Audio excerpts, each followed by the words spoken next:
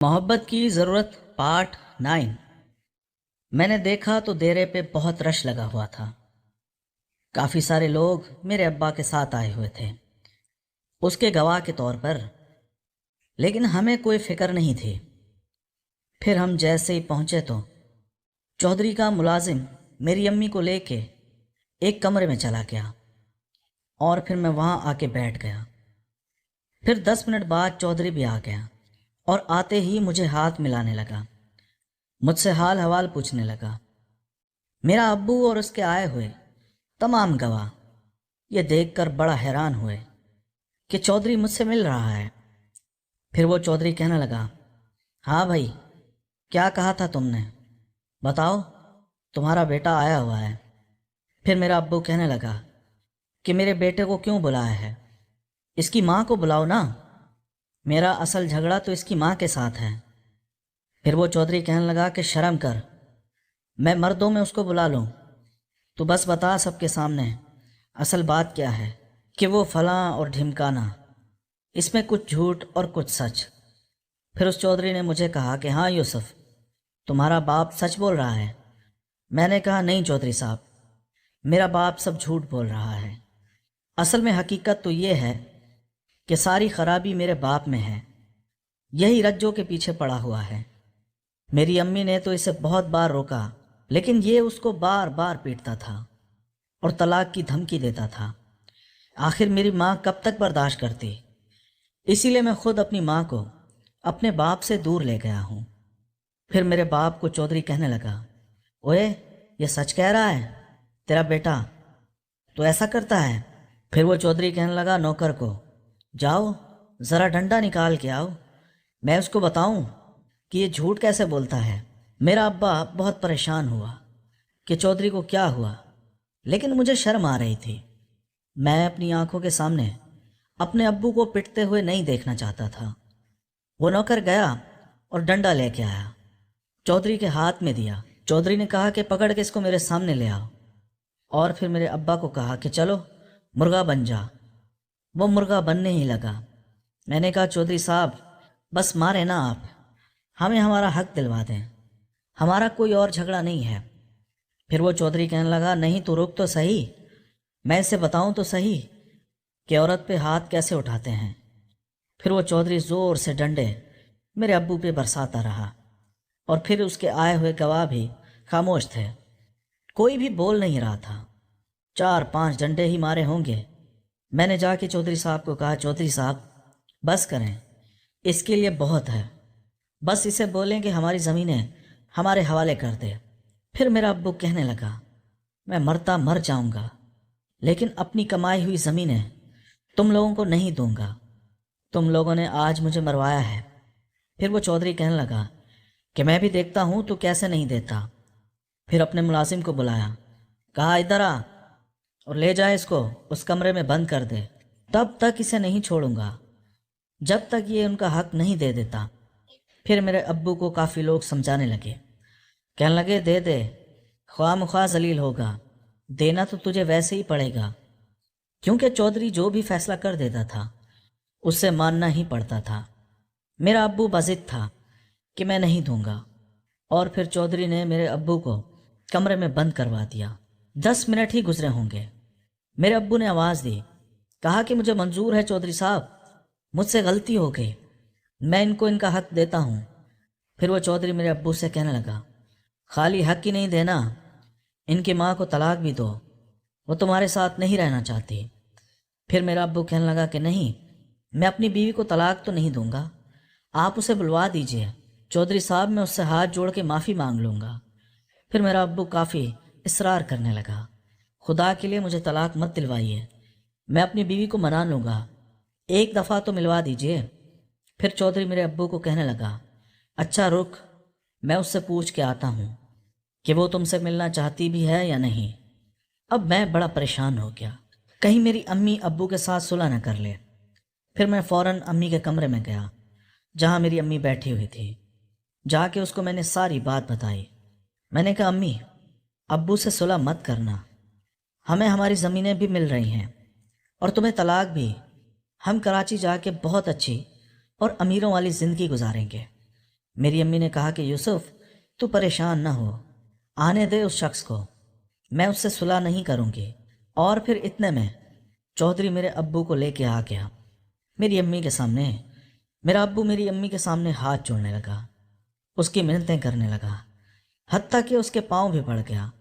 کہہ رہا تھا کہ خدا کے واسطے مجھے نہ چھوڑ کے جاؤ، میرے بچے ہیں، میں اکیلا ہو جاؤں گا۔ میری امی نے کہا کہ یہ سب تو تمہیں اس وقت سوچنا چاہیے تھا نا، جب تم اس رجو کے پاس جا رہے تھے۔ بہرحال بس اب بہت ہو گیا، میں تم سے صلح نہیں کرنا چاہتی۔ اور پھر وہ چودھری میرے ابو کو کہنے لگا، سن لیا، بس 2 دن کا ٹائم دیتا ہوں، جو بھی زمینیں ہیں ان کی بنتی ہیں وہ ان دونوں بھائیوں کے نام لگا دے۔ پھر مجھے اسی پنچایت میں چودھری نے بلایا، مجھے کہا یوسف 2 دن کے اندر تمہارا باپ اگر تم دونوں کو زمین نہ دے پھر مجھے آ کے بتانا۔ میں نے کہا چلو ٹھیک ہے چودھری صاحب، اللہ آپ کو خوش رکھے، آپ نے انصاف کا فیصلہ کیا ہے۔ پھر میرا ابو بھی اور سب اپنے اپنے گھر کو جا چکے۔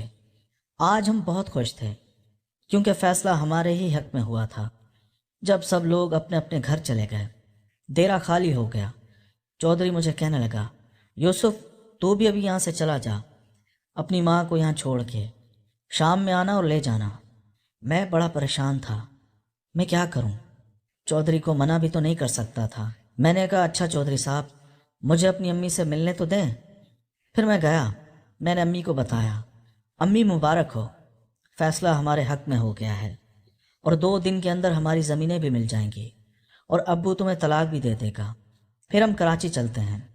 لیکن ایک مسئلہ ہو گیا ہے۔ پھر امی میری کہنے لگی کہ کیا ہوا یوسف؟ میں نے کہا امی فیصلہ تو ہو گیا، لیکن اب وہ چودھری کہہ رہا ہے تو اکیلے گھر جا، وہ آپ کو پھر لٹانا چاہتا ہے۔ میری امی نے کہا تو کیا ہو گیا یوسف، اتنا بھی بے مروت نہیں بنتے، کتنا بڑا کام کیا ہے چودھری نے، آخر اس کا حق بنتا ہے، میں خود ہی اسے سکون دوں گی۔ اگر وہ نہیں بھی بولتا تب بھی میں رک جاتی۔ میں بڑا حیران تھا۔ میری امی اب رنگ بدلنے لگی تھی، وہ چودھری سے امپریس ہو رہی تھی۔ میں نے کہا امی پوری رات آپ یہی تو کرتی رہی ہیں اور ابھی تک تمہارا دل نہیں بھرا؟ پھر میری امی کہنے لگی یوسف کچھ دن کی تو بات ہے، پھر تو ہم کراچی چلے جائیں گے۔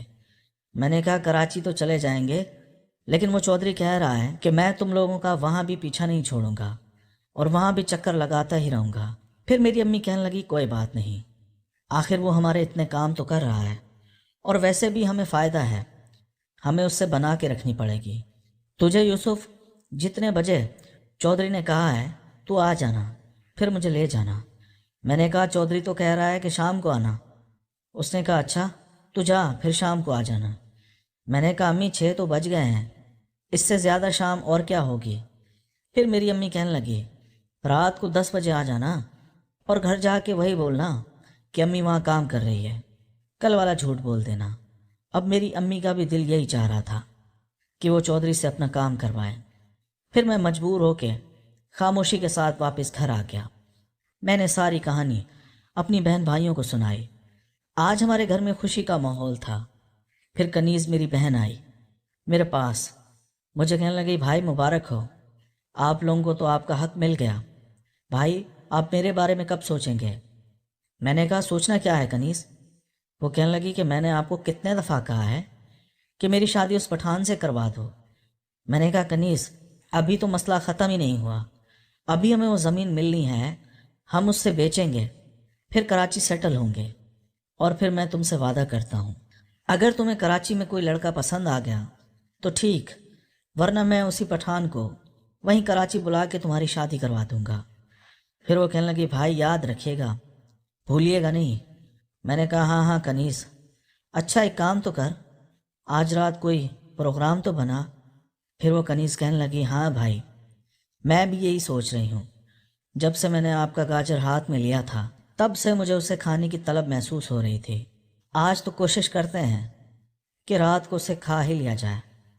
میں نے کہا چلو ٹھیک ہے کنیز، میں جا رہا ہوں ابھی دکان پہ، تاکہ میں دکان کا تو پتہ کروں، میں 2-3 دن سے دکان پہ صحیح سے بیٹھا ہی نہیں ہوں۔ پھر میں واپس دکان پہ آیا تو میرے دوست کا چھوٹا بھائی بیٹھا ہوا تھا۔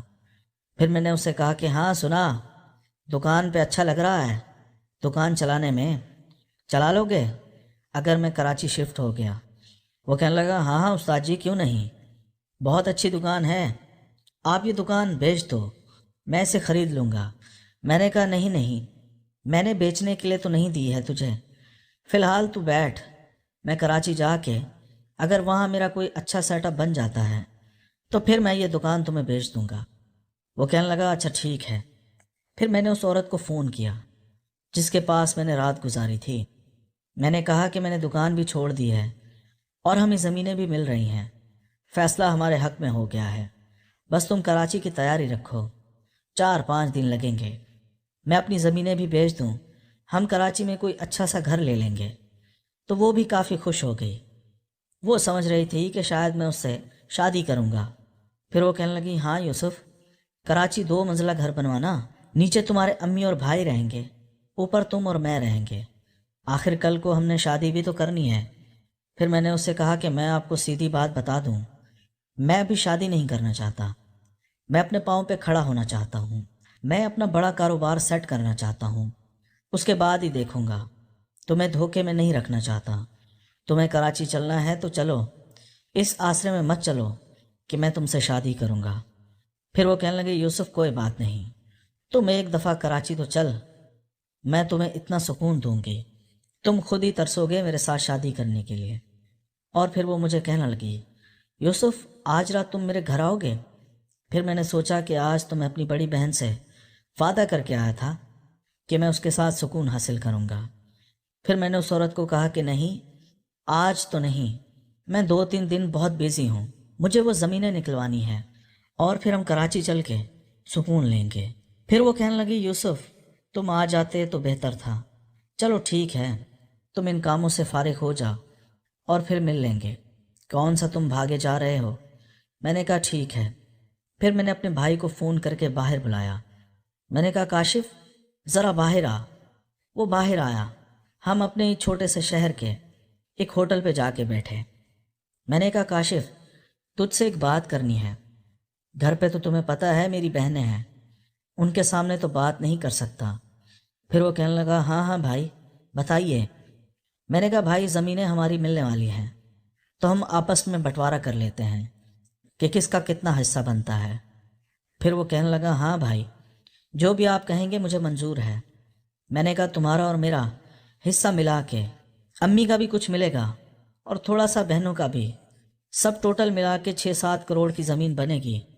हम कराची चल के अच्छा सा घर ले लेंगे और फिर हम कोई अच्छा सा कारोबार भी कर लेंगे, वो हम सब का बराबर होगा, जितनी बहनों का हिस्सा होगा वो उसमें डालेंगे, वो घर तुम्हारा और मेरा आधा आधा होगा, जो भी हम कारोबार करेंगे वो भी आधा आधा होगा, लेकिन ज़मीनें जितनी भी हैं वो मैं ही बेचूंगा, पैसे मैं ही रखूंगा, क्योंकि घर खरीदना है और कारोबार भी तो सेट करना है, वो सब मैं ही करूंगा।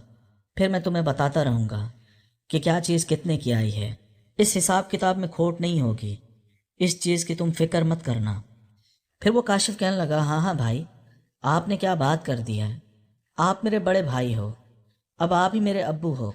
काशिफ मेरी बात बहुत आसानी से मान गया था। अब सब घर वालों का हिस्सा मेरे हाथ आने वाला था। मैं खुद को खुशकिस्मत तरीन इंसान समझ रहा था। फिर काशिफ कहने लगा, भाई आपसे एक बात करनी थी। मैंने कहा, मुझे पता है तू यही बोलना चाहता है ना, जो तूने शादी वाली बात बोली थी।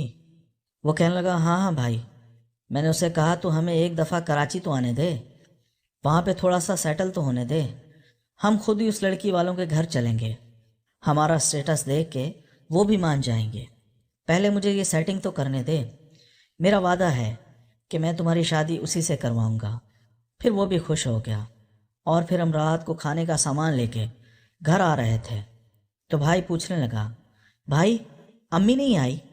मैंने कहा, वो चौधरी का काम अभी तक ख़त्म नहीं हुआ तो मैं रात को जाके उसको ले आऊँगा। फिर हम लोग घर आ गए। मैंने वो खाने का सामान अपनी बहनों को दिया। मैंने कहा, रात को खाने की तैयारी करो। फिर मेरी बड़ी बहन कनीज़ भी मेरी अम्मी के बारे में पूछने लगी। कहने लगी, भाई क्या हुआ, अम्मी क्यों नहीं आ रही? कल रात भी पूरी रात वो नहीं आई। मैंने कहा, वो काशिफ ने तुम्हें बताया तो होगा। वो कहने लगी, हाँ बताया तो है, लेकिन हम उसके नौकर थोड़ी हैं, हमारी अम्मी को उसने काम पे रख लिया है। मैंने कहा, कोई बात नहीं, ये बड़े लोग हैं, اس نے ایسے ہی ہمارے حق میں فیصلہ نہیں کیا، ان کی تھوڑی بہت تو خدمت کرنی ہی پڑے گی۔ میں بھی یہ بات ہی کر رہا تھا کہ باہر ہمارے حویلی کا دروازہ بجنے لگا۔ کاشف گیا دیکھنے تو بھاگتا ہوا آیا، کہنے لگا بھائی بھائی، وہ ابو آئے ہوئے ہیں، 2-3 محلے کے معزز شخص کو بھی لے کے۔ پھر میں نے کہا کہ یار یہ کیوں آ گیا؟ پھر میں باہر گیا، میں نے کہا جی ابو بتائیے۔ میرا ابو کہنے لگا یار یوسف، مجھ سے غلطی ہو گئی، گھر کی بات ہے گھر میں رہنے دو، میں ساری زمینیں تم لوگوں کے نام لگوانے کے لیے تیار ہوں، بس مجھے چھوڑ کے مت جاؤ یار، اس عمر میں کہاں جاؤں گا؟ میں مانتا ہوں مجھ سے غلطی ہو گئی، میں اس رجو کے پاس آئندہ نہیں جاؤں گا۔ جس انداز سے میرے ابو نے بولا تھا، اب میرا دل بھی پگھلنے لگا تھا۔ شاید پہلی دفعہ مجھے باپ کا سچا پیار نظر آ رہا تھا، جو اس نے پوری زندگی نہیں دکھایا تھا۔ پھر میں نے اپنے دل میں سوچا، ابو اب تو آپ نے بہت دیر کی ہے، ہم تو کہیں آگے نکل گئے ہیں۔ پھر میں نے کہا ابو اچھا آپ ابھی گھر جائیں، امی گھر پہ نہیں ہیں، امی کو آنے دیں، ہم مجھ سے مشورہ کر لیں، پھر آپ کو بتاتے ہیں۔ پھر میرا ابو کہنے لگا ہاں یوسف، بس یار ایک دفعہ صلح کروا دے، میں ساری زمینیں تم لوگوں کے نام کروا دوں گا، جو جو کہو گے میں وہ بھی کاروبار تم لوگوں کو لگوا دوں گا، بس یار مجھے چھوڑ کے نہ جاؤ۔ اب میں پریشان ہو گیا کہ میں کیا کروں، بس دل میں کشمکش چل رہی تھی۔ اور پھر رات کے 10 بھی بج گئے۔ میں نے بائک باہر نکالی اور سیدھا چودھری کے ڈیرے پہ جا پہنچا تو وہی ملازم نے دروازہ کھولا اور مجھے کہا کہ تم بیٹھ جاؤ، چودھری صاحب ابھی تک لگا ہوا ہے، وہ نکلا ہی نہیں ہے۔ پھر میں جا کے اسی کرسیوں پہ دوبارہ بیٹھ گیا اور پھر میں کافی دیر انتظار کرتا رہا۔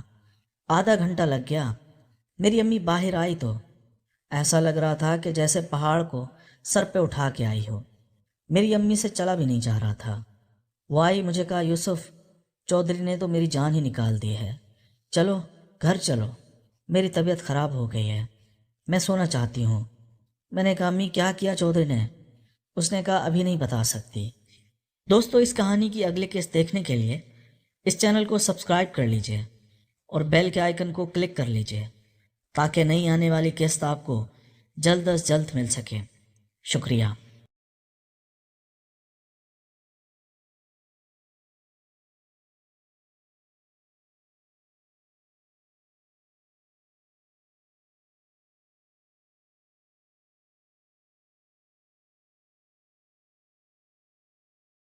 ਦਿੱਤਾ ਉਹਨੇ ਇਧਰੋਂ ਰਾਹ ਖਤਮ ਕਰ ਦਿਆ ਜੀ।